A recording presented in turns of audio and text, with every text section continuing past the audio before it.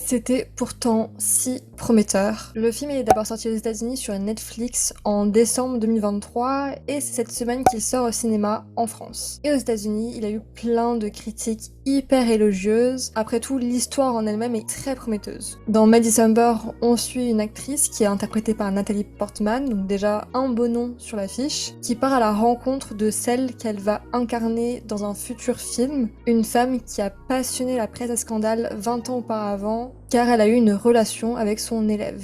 Cette femme, elle est incarnée par Julianne Moore, donc un autre beau nom sur l'affiche, et cet élève est interprété par Charles Melton, qui est absolument incroyable dans ce film. Avec les premières critiques élogieuses sur le film, plus le casting de qualité, plus les thématiques hyper intéressantes que soulève le synopsis et cette histoire, j'avais vraiment très hâte de découvrir May December et j'étais déçue. Quelle déception. Le film, il raconte à la fois énormément de choses et aussi rien du tout. Il dure 2 heures. Pour être exact, il dure 1h57 minutes et t'as l'impression qu'il a duré 4 heures. Il est lent, très lent et très monotone. Le rythme, il est beaucoup trop lent et je n'ai vraiment pas du tout compris ce qu'il essaie de raconter. J'ai été complètement perdue, alors peut-être que j'ai pas réussi à capter l'essence et le message du film. Peut-être que c'est 100% ma faute. Peut-être qu'il allait vraiment dans une direction et moi je suis allée complètement autre part et vraiment je suis passée à côté de plein de choses très intéressantes, mais je n'ai pas compris le but du film. J'ai l'impression qu'il y a plein d'idées, mais qui ne fonctionnent pas du tout ensemble. Et donc le film a été assez ennuyant, j'ai pas du tout été attachée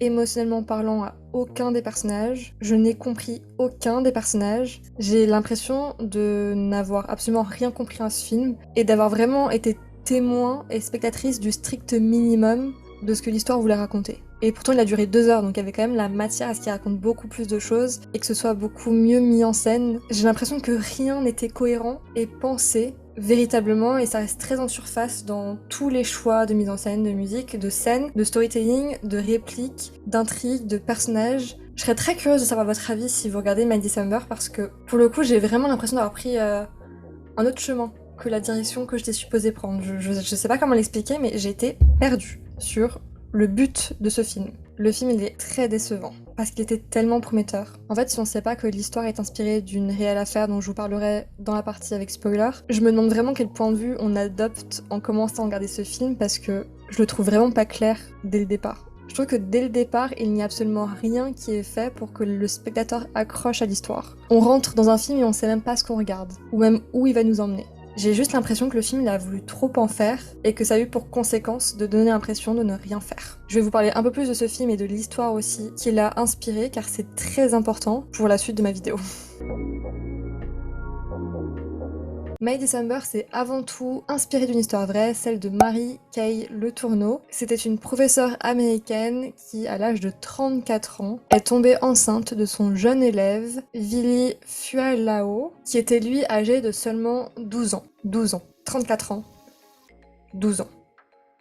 Ça s'est passé dans les années 90, et en fait c'est en 96 que Mary Kay Letourneau a été surprise dans un acte intime avec Vili dans sa voiture, et évidemment elle a été arrêtée et emprisonnée. Tous les deux ont toujours clamé que leur relation était consentie. Après, à 12 ans, le consentement, ça n'existe pas. Et à savoir aussi que elle, Marie, elle était déjà mariée et avec 4 enfants. Et donc en 97, donc 1 an après avoir été surprise avec son élève, elle a été condamnée à une peine de prison. Elle a été condamnée à la peine maximale qui était de 7 ans de prison ferme. Mais la relation, elle s'est toujours poursuivie derrière les barreaux et Marie-Kay a donné naissance à 2 enfants pendant sa peine de prison. 2 enfants, 2 Vili, évidemment, je le précise quand même. Le couple s'est marié en 2005 et s'est séparé en 2019, et en 2020, Mary-Kay Letourneau est décédée des suites d'un cancer. D'ailleurs, 1 an avant leur séparation, en 2018, il y a eu une émission qui est le Sunday Night, qui est venue interviewer ce couple. Vili, à ce moment-là, il avait 35 ans, et s'est exprimé forcément sur cette relation, en disant notamment qu'il ne pouvait pas imaginer avoir un jour une relation avec une adolescente. D'ailleurs, un extrait de cette interview a été retranscrite dans le film. Alors dans le film c'est pas sous format d'interview, c'est simplement un dialogue qu'a le personnage de Julianne Moore avec le personnage de Charles Melton. But I was 13 years old. Don't give me that. Who was in charge? What? Who was the boss? Who was the boss? Who was the boss?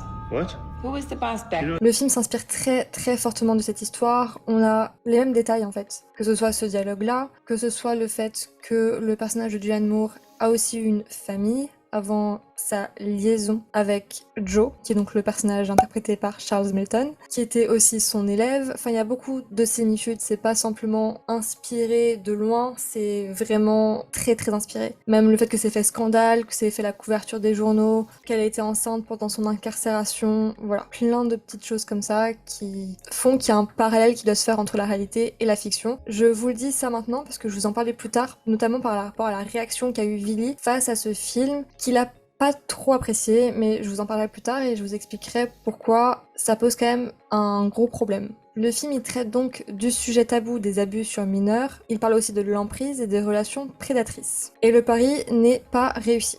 Alors on voit dans de multiples scènes la relation d'emprise que partagent le personnage de Joe et le personnage de Grace, à travers des dialogues, même à travers la posture de Charles Melton. D'ailleurs, il faut absolument que je vous parle de son interprétation, qui est vraiment à saluer. Ça m'a tout de suite frappé comment il était recroquevillé sur lui-même, sa posture, très courbé, très renfermé, qui rien que par son corps montre qu'il s'excuse presque d'être là. On ne voit pas une forte posture qui est ouverte sur le monde, on voit quelqu'un qui est très renfermé sur lui. Je sais plus quel âge il est supposé avoir dans le film, il a déjà des enfants qui sont quand même assez grands, mais plusieurs scènes nous montrent aussi qu'il a complètement loupé son adolescence. Il a une scène avec son fils où il fume sur le toit de la maison, et on voit que c'est quelque chose qu'il n'a pas expérimenté à cause de sa relation toxique. Mais je trouve qu'il y a beaucoup de choses qui auraient pu être creusées avec lui, qui ne l'ont pas été. À la fin du film, il semble enfin prendre conscience que il se pose la question qu'il était finalement très jeune, en fait. Peut-être trop jeune. Et c'est là où Grace lui dit « Mais c'est qui était le boss? C'était toi? C'est toi qui commandais ?» qui veut pas du tout entendre le fait qu'il était trop jeune. Non, elle veut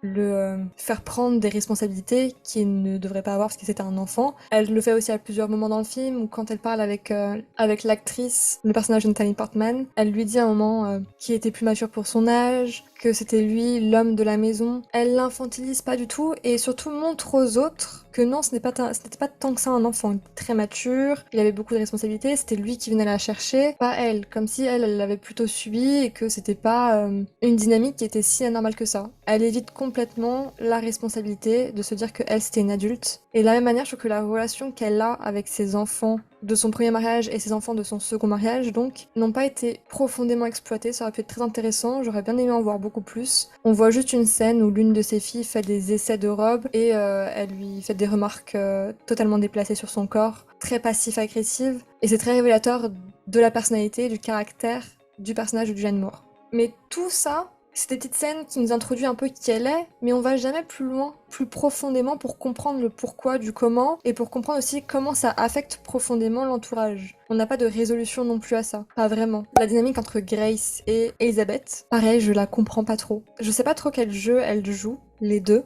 Je sais pas trop ce qu'attendent l'une et l'autre de l'autre. Elizabeth, je ne sais pas du tout ce qu'elle cherche. Je l'ai pas compris pendant le film, je l'ai pas compris au début du film et ça me pose beaucoup de problèmes parce que on voit tout à travers ses yeux à elle. On partage son point de vue à elle et j'ai pas compris son point de vue. Je me dis que si le film avait été fait avec la coopération de Villy, donc la vraie victime, la vraie personne qui a inspiré ce film, et que l'histoire traitait de son point de vue, j'aurais pu accepter cette lenteur et cette mise en scène. Mais c'est même pas le point de vue qui est emprunté, le point de vue qui est emprunté c'est celui de l'actrice. Et je trouve que ça serait beaucoup plus intéressant de s'inspirer de cette histoire, soit en empruntant le point de vue réel de la victime, soit en prenant beaucoup de liberté, mais avec beaucoup plus de panache, beaucoup plus d'énergie, beaucoup plus de dynamisme. Le spectateur aurait été beaucoup plus engagé à travers, par exemple, différentes timelines. On aurait suivi le début de la relation d'emprise entre l'enfant de 12 ans avec la professeure, comment ça s'est mis en place, comment ça s'est instauré. Une timeline où c'est le scandale a éclaté, le procès, le déferlement médiatique. Troisième timeline,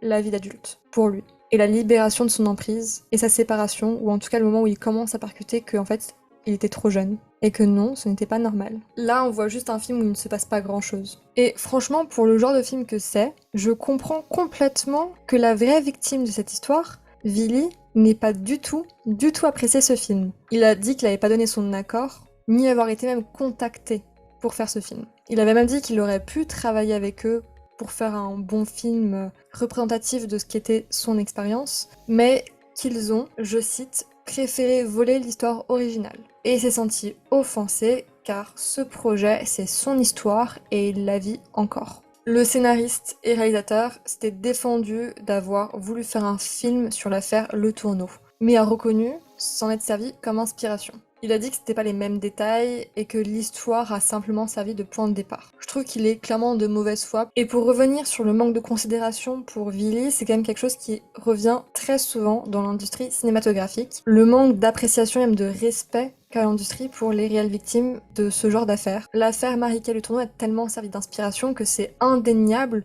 que quand on parle de May December, on parle de l'affaire Marie-Kay Le Tourneau. Il y a beaucoup trop de similitudes, y compris des mêmes dialogues. Donc le scénariste il veut pas se dédouaner en disant non mais ça n'a servi que point de départ. Mais c'est à se demander aussi quel genre d'histoire a voulu raconter le réalisateur. Je ne sais pas s'il avait vraiment voulu dénoncer une emprise. Ça me semble même pas être le propos principal de son film. Je l'ai même pas compris. C'était mon avis sur May December, donc j'étais vraiment assez déçue, surtout que j'avais vu plein de critiques très élogieuses, que ce fait divers était très intéressant et qu'il y avait plein de choses à dire qui auraient pu être fascinants à raconter dans un film, dans un long métrage. C'était vraiment une grosse déception. Dites-moi vous si ça vous tente de regarder ce film malgré tout. Je vous conseillerais quand même parce que c'est toujours bien de faire son propre avis et je serais très curieuse de voir votre avis, surtout si vous avez bien aimé. Merci d'avoir regardé jusqu'au bout, n'hésitez pas à commenter, liker, vous abonner, vous connaissez tout le tralala. Salut!